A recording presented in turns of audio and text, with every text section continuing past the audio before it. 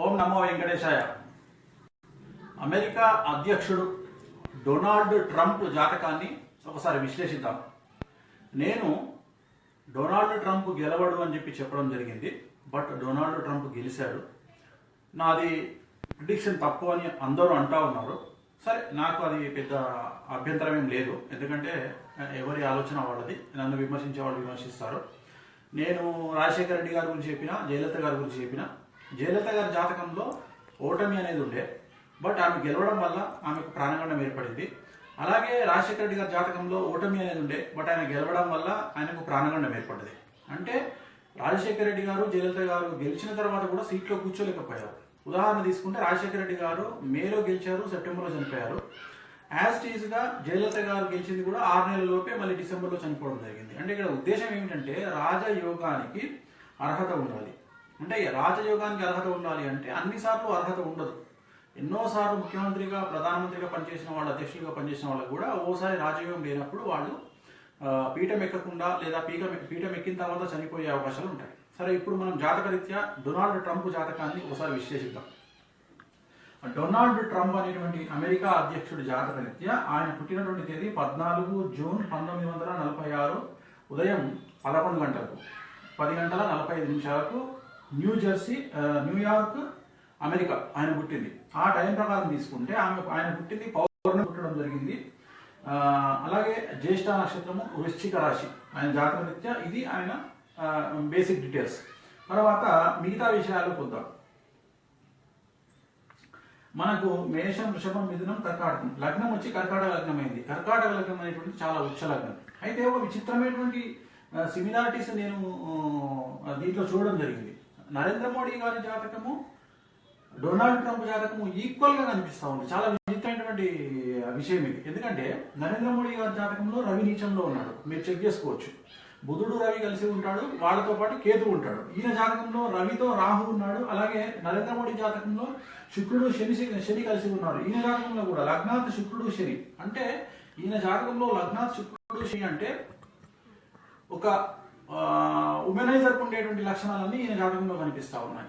అంటే నేను ఇది మాట్లాడడానికి ఏమాత్రం ఆలోచించడం లేదు. ఎందుకంటే ఇవాళ కాకుండా రేపన్నా జనాలకు నిజాయితీగా నిజం తెలుస్తుంది. కాబట్టి నేను ధైర్యం చేసి మాట్లాడాల్సిన విషయం ఏమిటంటే, ఈ వ్యక్తి ప్రత్యేకంగా డొనాల్డ్ ట్రంప్ అనేటువంటి వ్యక్తి ఖచ్చితంగా ఒక ఉమనైజర్కు ఉండేటువంటి లక్షణాలు పూర్తి స్థాయిలో ఉంటాయి అన్న అనుమానమే లేదు.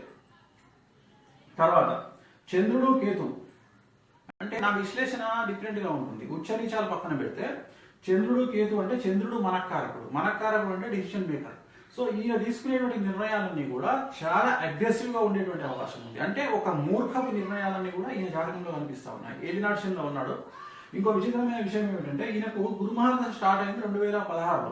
అక్కడ నుండి ఈయనకు విపరీతమైనటువంటి డెవలప్మెంట్ అనేది కనిపిస్తుంది. సడన్ గా ఈయన సీన్లోకి రావడము, గెలవడము అవన్నీ కూడా చాలా విచిత్రంగా జరుగుతూ ఉన్నాయి.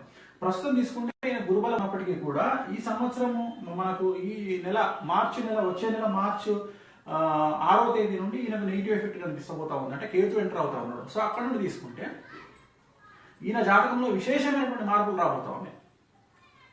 ఉదాహరణకి ఈయనకు వ్యతిరేకంగా అమెరికాలో విపరీతమైనటువంటి ప్రదర్శనలు జరగడము, ఈయనకు వ్యతిరేకంగా అమెరికాలో చాలా మంది గొంతెత్తడము, అలాగే ముస్లిం దేశాలు విపరీతంగా ఈయనపై దాడి చేయడము, మాటలు దాడి చేయడము, అలాగే ఈయన తీసుకోబోయేటువంటి నిర్ణయాల వల్ల చాలా మంది భారతీయులు సమస్యల పాల్గొనడము, ఇతర దేశస్తులు కూడా సమస్యల పాల్గొనడం, ఇవన్నీ కనిపిస్తూ ఉన్నాయి. ఓవరాల్ గా కనుక మన డొనాల్డ్ ట్రంప్ జాతకాన్ని విశ్లేషించినట్లయితే నరేంద్ర మోడీ జాతకానికి దగ్గరగా ఉన్నటువంటి జాతకము. ఎంత అగ్రెసివ్ గా తీసుకున్నాడో అంత నెగిటివ్ గా ఈ లైఫ్ ముందుకు వెళ్ళేటువంటి అవకాశాలు కనిపిస్తా ఉన్నాయి. 2.5 సంవత్సరాల పాటు చాలా సమస్యలు గోచరిస్తా ఉన్నాయి. అలాగే అమెరికా చరిత్రలో ఫస్ట్ టైం ఒక అధ్యక్షుడిని గద్దెదించేటువంటి విధంగా రాజ్యాంగ సంక్షోభం అవకాశాలు కనిపిస్తా ఉన్నాయి. అంటే రీకాల్ చేసేటువంటి అవకాశాలు కనిపిస్తాయి. నేను ఈ రోజు రేపు అని చెప్పడం లేదు. ఇది ఎప్పుడు జరుగుతుంది అనేది అంటే ఇమ్మీడియట్ గా జరుగుతుందని చెప్పలేదు. బట్ రాబోయే కాలంలో మాత్రం ఖచ్చితంగా డొనాల్డ్ ట్రంప్ జాతకంలో విపరీతమైన సమస్యలు ఉండబోతా ఉన్నాయి. ఖచ్చితంగా ఆయన తన పదవి పూర్తి కాలం ఉండేటువంటి పరిస్థితులు లేవు. 100% ఆయన మధ్యలో దిగిపోయేటువంటి అవకాశాలు కనిపిస్తా ఉన్నాయి. లేదా ఆయనే రాజీనామా చేయాల్సిన పరిస్థితులు రావచ్చు.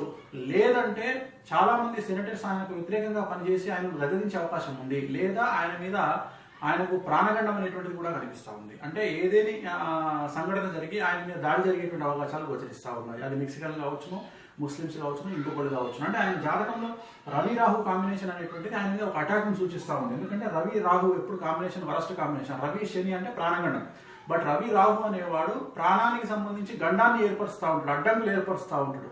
ఉదాహరణ, జయలలిత చనిపోయినటువంటి టైం తీసుకుంటే రాహు మార్గదర్శనం చనిపోవడం జరిగింది, రవి రాహు కాంబినేషన్. అట్లనే జాతకంలో రవి రాహు కాంబినేషన్ చాలా డేంజర్ కాంబినేషన్. సో ఆరోగ్యపరమైనటువంటి ఇబ్బందులు ఏర్పడము, ముఖ్యంగా షుగర్కు సంబంధించి, బ్లడ్కి సంబంధించినటువంటి సమస్యలు ఏర్పడము, లేదా ఇతరులు దాడి చేసేటువంటి అవకాశాలు, అలాగే తాను తీసుకోబోయే నిర్ణయాలు చాలా వరస్ట్గా ఉండేటువంటి అవకాశాలు కనిపిస్తూ ఉన్నాయి. ఓవరాల్గా తీసుకుంటే డొనాల్డ్ ట్రంప్ గెలిచాడు, కానీ ఆయనకు ముందున్నదంతా చాలా ముళ్ళ నడక, ముళ్ళ దారి అనేటువంటిది ఖచ్చితంగా నేను చెప్పదలుచుకున్నాను. ఓం నమో